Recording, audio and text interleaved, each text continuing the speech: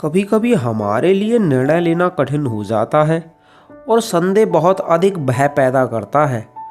कुछ उपयोगी घटनाओं को हम चमत्कार या रहस्य मानते हैं। ये घटनाएं हमें मुसीबत से बाहर निकालती हैं।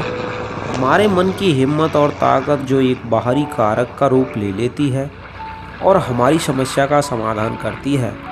एक ऐसी ही घटना पुराने डाकोटा DS-088 के पायलट के साथ घटती है जो बादलों में फंस जाता है। क्या वह पायलट तूफानी बादलों से सुरक्षित लौट पाता है? उसकी सहायता कौन करता है? चलिए कहानी के जरिए जानते हैं। मैं अपने डाकोटा वायुयान से फ्रांस के ऊपर से वापस इंग्लैंड के लिए उड़ रहा था। मैं अपने परिवार के साथ छुट्टियां मनाने की कल्पना कर रहा था और अपने परिवार से मिलने के लिए बहुत उत्सुक था। मैंने अपनी घड़ी देखी तो रात के 1:30 का समय हुआ था। आसमान साफ था, तारे चमक रहे थे और चंद्रमा ठीक मेरे ऊपर था। जैसे ही मैंने हवाई जहाज के अगले भाग से बड़े शहर का प्रकाश देखा, मैंने स्थान और मार्ग जानने के लिए पेरिस कंट्रोल रूम से बात की।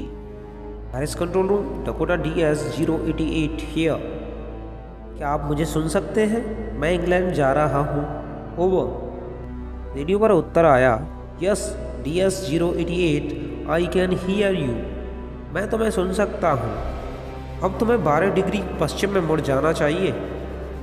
मैंने मानचित्र तथा दिशा सूचक यंत्र देखा, फ्यूल का दूसरा तथा अंतिम टैंक चालू किया तथा अपने वायुयान को 12 डिग्री पश्चिम की ओर मोड़ा। मैंने सोचा मैं नाश्ते के ठीक समय पहुंच जाऊंगा। अब तक सब कुछ ठीक था। यह एक आसान उड़ान थी।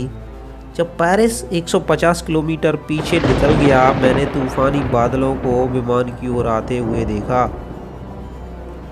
वे मुझे मेरे सामने खड़े हुए काले पर्वत जैसे प्रतीत हो रहे थे। मैं जानता था कि मैं उनके ऊपर से नहीं उड़ सकता था।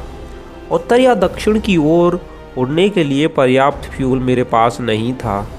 मैंने सोचा मुझे पेरिस लौटना चाहिए, लेकिन परिवार से मिलने की तीव्र इच्छा ने मुझे जोखिम लेने के लिए मजबूर कर दिया। मैंने उस पुराने डाकोटा को सीधे आंधी में उड़ाया। बादलों के अंदर बिल्कुल अंधेरा था। वायुयान के बाहर कुछ भी देखना असंभव था। दिशा सूचक यंत्र अर्थात कंपास भी अचानक बार बार गोल गोल घूम रहा था और अब इसने काम करना बंद कर दिया था। दूसरे यंत्र भी अचानक से खराब हो गए थे।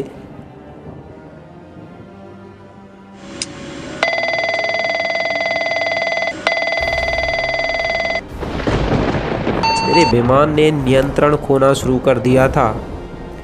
मैंने रेडियो से पेरिस कंट्रोल रूम से संपर्क करने का प्रयास किया। Paris control, can you hear me? कोई उत्तर नहीं मिला।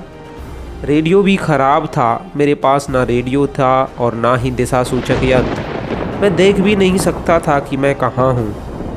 मैं आंधी भरे बादलों में खो गया था।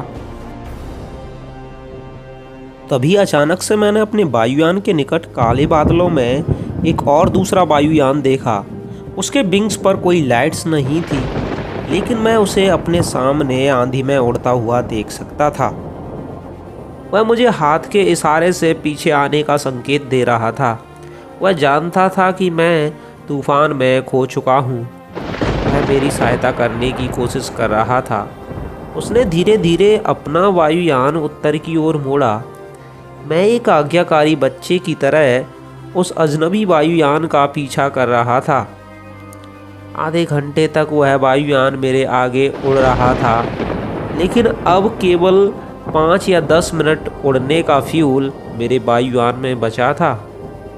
अब मुझे डर लगने लगा था, परंतु अचानक उसने नीचे की ओर जाना शुरू कर दिया। मैं अचानक बादलों से बाहर आया तथा मैंने अपने आगे प्रकाश की 2 लंबी कतारें देखी। यह उड़ान पट्टी थी। मैं हवाई अड्डे पर पहुंच चुका था। मैंने बादलों में उस दूसरे वायुयान को ढूंढने का प्रयास किया, लेकिन आकाश खाली था। वह रहस्यमयी ढंग से गायब हो चुका था। मैं अपने डाकोटा से नीचे उतरा और सीधे कंट्रोल रूम में गया तथा मैंने एक महिला से पूछा मैं कहाँ था और वह दूसरा वायुयान चालक कौन था। मैं उसे धन्यवाद कहना चाहता हूँ। उसने आश्चर्य से मेरी ओर देखा और उसने कहा, दूसरा वायुयान? इस आंधी में ऊपर? आज रात तुम्हारे यान के सिवाय दूसरा कोई यान आकाश में नहीं उड़ रहा था। केवल तुम्हारा यान ही मुझे रडार पर दिखाई दिया। लेकिन वह कौन था जिसने बिना दिशा सूचक यंत्र और टैंक में अधिक फ्यूल ना होते हुए भी मेरी सहायता की थी?